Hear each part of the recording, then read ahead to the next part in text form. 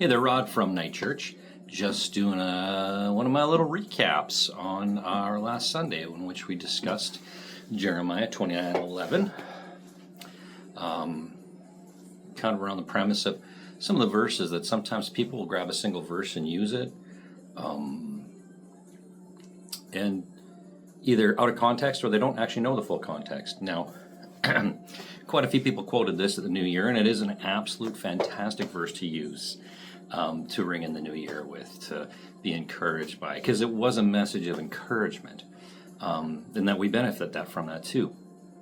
But we should know the depth of what it means, and that's super important because otherwise it becomes what I just call bumper sticker Christianity, where we just throw a verse out there, and or part of a verse, and so. Ultimately, what happens in Jeremiah 29:11, it's like, I'm going to read it for you. I've got it on my Bible right here. It said, "For I know the thoughts that I think towards you, says the Lord, thoughts of peace and not evil, to give you a future and a hope." Great. However, before that, he reminds them that he actually was the one that caused Babylon to overthrow Israel and take them into captivity. But the message he's trying to get across here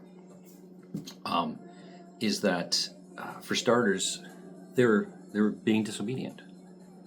They were falling away from the truth and true worship and godly living, and living in these perverse ways and these perverse manners, following false gods and foreign gods and false idols and all that stuff.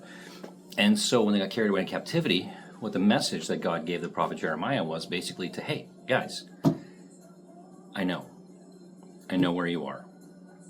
I know every hair on your head. I know where it is, and you are where I've placed you. So I want you to live your lives. I want you to prosper.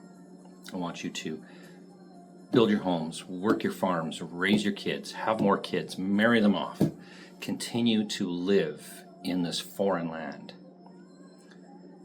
And at the end of it, or near the end of it, he says in verse 14, "I will be found by you, says the Lord. I will bring you back from your captivity. I will gather you from all the nations and from the places where I have driven you, says the Lord. And I will bring you to a place from which I cause you to be carried away captive." So again, he's reminding them he knows. He has not forgotten about them. They have spent a little time over his knee, because they needed to be corrected. They needed discipline. And you don't discipline those you hate, you discipline those you love, because you want to correct their path when they're going astray. And more importantly, when we look at this, what does this mean to us in this day, in this age? Well, if you're a Christian, you understand we're kind of living in Babylon right now. Just look around you, look at the world around you right now. And it's a tough place. And it's not the place that God created it to be. It's the place we broke. But he's coming back. And he's going to draw us back. And he's going to bring us to that place that we're waiting for.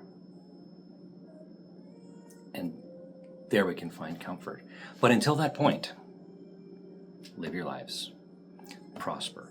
Raise your children. Work your jobs. Work your land. Raise your kids. Marry them off. Have grandkids, and live the life God has given you to live until the day in which he calls us home, until that day when he returns to make all things new, to fix all that we broke. God bless, have a wonderful day, and have an awesome year.